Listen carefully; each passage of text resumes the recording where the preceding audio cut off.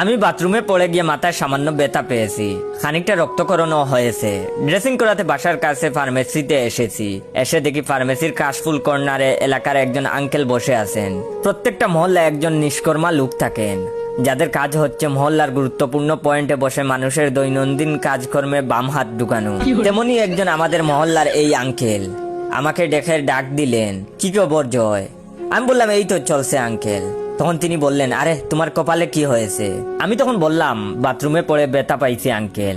আমার কথা শুনে আঙ্কেলের মুখে অবিশ্বাসের চাপ, যেন আমি গোপনে ইউক্রেন গিয়ে যুদ্ধ করে মাথা ফাটিয়ে এসেছি। আঙ্কেল সন্দেহ সূচক মুচকি হাসি দিয়ে হেসে বললেন, বাথরুম না থাকলে এ যুগের ছেলেদের যে কি হতো।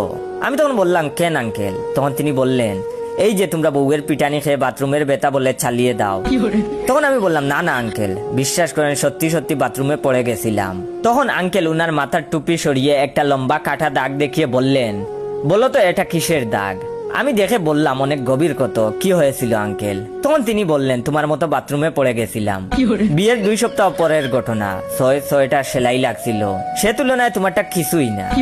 তখন আমি বললাম, তা অবশ্য ঠিক বলেছেন আঙ্কেল। তখন তিনি বললেন, তা তোমারে কি দিয়া মারছে?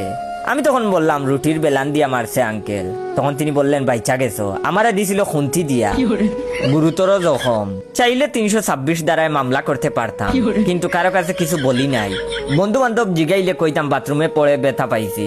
আমি তখন বললাম, থাক আঙ্কেল, বাদ দেন। তখন তিনি বললেন, চলো তোমার চিকিৎসার ব্যবস্থা করি। আমি তখন বললাম, জি আঙ্কেল চলেন। তারপরে আমরা ফার্মেসির ভিতরে ঢুকলাম। ফার্মেসির ভিতরে আমার পরিচিত এক আঙ্কেলের চেম্বার। আঙ্কেল সাধারণত বিকাল 5টায় চেম্বার ওপেন করেন। আজ তিনি 4টার সময় চলে এসেছেন। চেম্বারে রুগীর ভিড়ভাট্টা নাই, শুধু একজন মধ্যবয়স্ক লোক কপালে হাত দিয়ে বিরস বদনে বসে আছে। আমি তাকে জিজ্ঞেস করলাম, আপনার কি হয়েছে ভাই? তখন তিনি বললেন, বাথরুমে পড়ে কপালে কেটে গেছে ভাই। আমি তখন বললাম, আহারে, আপনিও বাথরুমের পেশেন্ট? আসসালামু আলাইকুম রহমতুল্লাহ। ভিডিওটা শেষ করার আগে আপনাদের কাছ থেকে একটু সময় নিয়ে নিচ্ছি, আপনারা দয়া করে ভাইয়ের রিয়েল পেজ ইওর জয়কে ফলো দিয়ে রাখবেন। এন্ড রিয়েল পেজ থেকে ভিডিওটা দেখতে পেলে সবাই বেশি বেশি করে শেয়ার করে দিয়ে দিবেন, যাতে করে আপনার শেয়ারে অন্যরা ভাইয়ের রিয়েল পেজটা পায়। তখন তিনি বললেন, বাথরুমে পড়ে কপালে কেটে গেছে ভাই।